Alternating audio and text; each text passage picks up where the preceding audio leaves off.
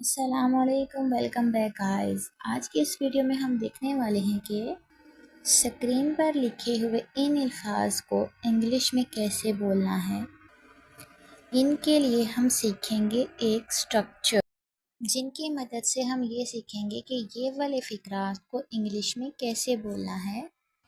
Basically आज के इस लेसन के अंदर हम देखेंगे कि जो ये रेड कलर में लिखे हुए फ़िक्रात हैं इनको इंग्लिश में कैसे बोलना है। ये वाले फ़िक्रात पहले वाले तो हमें सिंपल से हैं, वो पता है, सबको ही पता होंगे।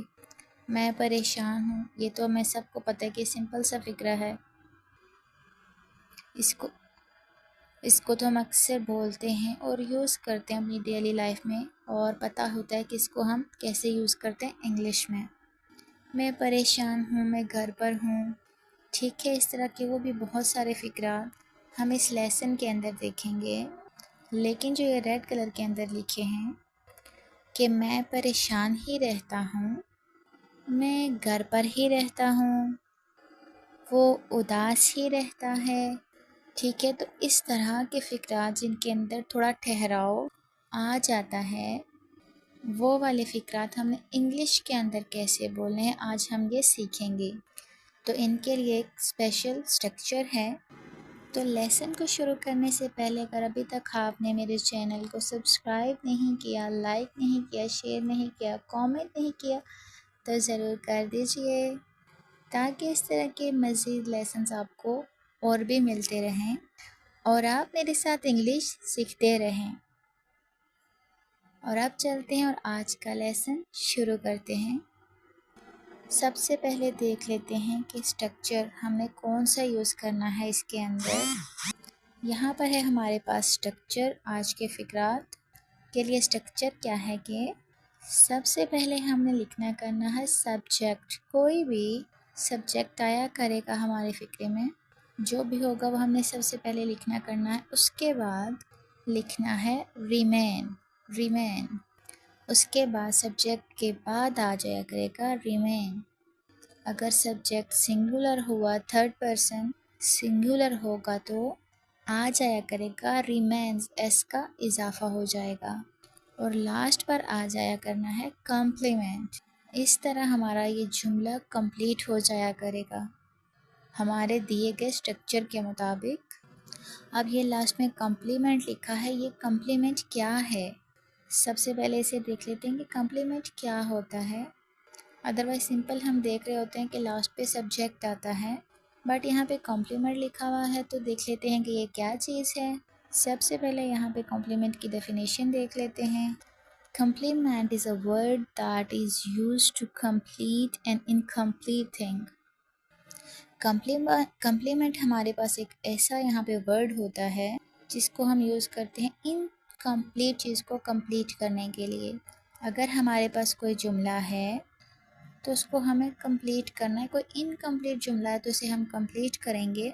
तो उसको कंप्लीट करने के लिए जब हम कोई एक वर्ड उसके साथ ऐड करेंगे, उस वर्ड को हम बोलेंगे कॉम्प्लीमेंट।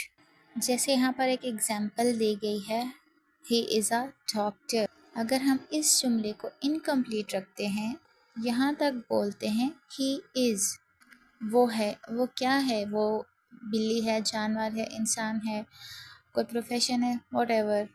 हमें नहीं पता कि ये जुमला इतना इनकम्प्लीट होगा, इसकी कोई हमारे पास सेंस नहीं बन रही होगी। ही इज़ क्या है, उसके लिए हमने एक वर्ड लास्ट में मिलाया, ही इज़ अ डॉक्टर, और इसको कंप्लीट कर दिया। ही इज़ अ डॉक्टर, वो एक डॉक्टर है। ये जो डॉक्टर लास्ट पे हमारे पास आया है, ये है कॉम्प्लीमेंट, क्योंकि हमने इसी के थ्रू इस अपने जुमले को पूरा किया है। अब चलते हैं और आज का जो मेन टॉपिक है उसको शुरू करते हैं। लेसन की तरफ बढ़ते हैं अब। और यहाँ पर है हमारे पास कुछ फ़िक्रा। पहला फ़िक्रा है हमारे पास, मैं परेशान हूँ। ये तो सिंपल जुमला है, हमें पता है कि I am upset, I am disturb, I am anxious. यहाँ पे थोड़ा सा डिफरेंट वर्ड यूज़ किया मैंने, एंशियस। मैं परेशान हूँ, आई एम एंशियस। मैं परेशान ही रहता हूँ। अब देखें कि थोड़ा सा टाइम के अंदर ठहराव आ गया, ठीक है, कि मैं परेशान ही रहता हूँ। इसको कैसे बोलेंगे?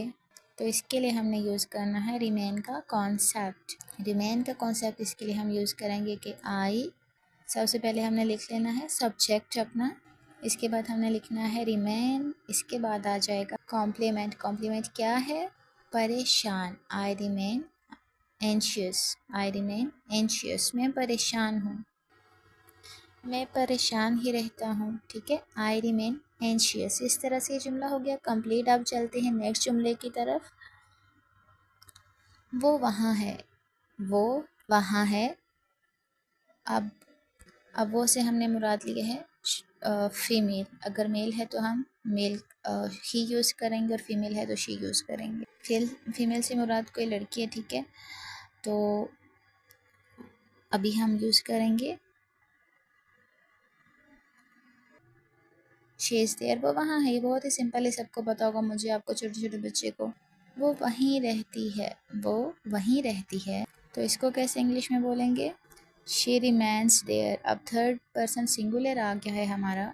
सब्जेक्ट, सब्जेक्ट क्या है? शी, तो फिर इसीलिए हमने यहाँ पे यूज़ कर दिया है एस इसके साथ, okay, remains, she remains there, वो वहीं रहती है, वो वहीं रहती है, या फिर वो वहाँ ही रहती है। नेक्स्ट आ जाता है मैं घर पर हूँ, I am at home, I am at home. अगला जुमला आ गया है मैं घर पर ही रहता हूँ, मैं कहीं जाता नहीं, मैं तो रहते घर पे हूँ। अब इसको इंग्लिश में हम कैसे बोलेंगे? इसके लिए रिमेन का कॉन्सेप्ट अगेन हम यूज़ करेंगे। I remain at home, I remain at home, मैं घर पर ही रहता हूँ। नेक्स्ट वन इज़ वो उदास है, वो उदास है। She is gloomy, she is gloomy, वो उदास रहती है, या फिर वो उदास ही रहती है।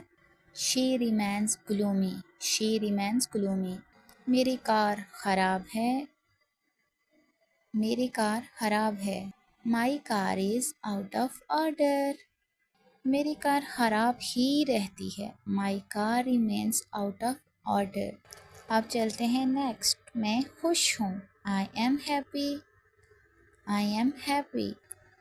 इसके आगे है मैं खुशी रहता हूँ। ये जुमला है आपके लिए, ये आपने बनाना है, कमेंट सेक्शन में बताना है, और कमेंट बॉक्स के अंदर आपने बताना है मैं खुश हूँ, मैं खुश ही रहता हूँ। मैं खुश हूँ का तो ऑलरेडी मैंने बता भी दिया है, मैं खुश ही रहता हूँ, ओके। रिमेन का कॉन्सेप्ट यूज़ करके आपने इसको राइट करना कमेंट सेक्शन में, ठीक है। अब हम पास्ट और फ्यूचर के फ़िक्रे को कैसे बनाएंगे इसके बारे में डिस्कस करते हैं। So let's get started. जब हम कोई फ़िक्रा बनाएंगे, ठीक है, पास्ट का, तो उसकी रिमाइंड की जगह रिमाइंड आ जाएगा, ठीक है। Remind second form of verb आएगी रिमाइंड, रिमाइंड। जैसे हमारे पास यहाँ पे पहला जुमला है, वो मीटिंग के दौरान खामोश रही, she remained silent during the meeting. Next tense we have here is, वो अपने तजादात या इख्तिलाफात की बावजूद जो है दोस्त रहे, they remained friends despite their differences. अब देख लेते हैं कुछ फ्यूचर के फ़िक्रात। फ्यूचर के फ़िक्रात को कैसे हमने इंग्लिश में बोलना है, उसके लिए हमने यूज़ किया करना है सब्जेक्ट के बाद विल रिमेन, विल रिमेन। वो शहर